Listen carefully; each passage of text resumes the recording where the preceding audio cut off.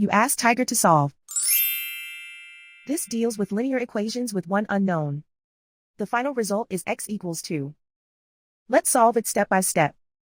Swap sides. Isolate the x.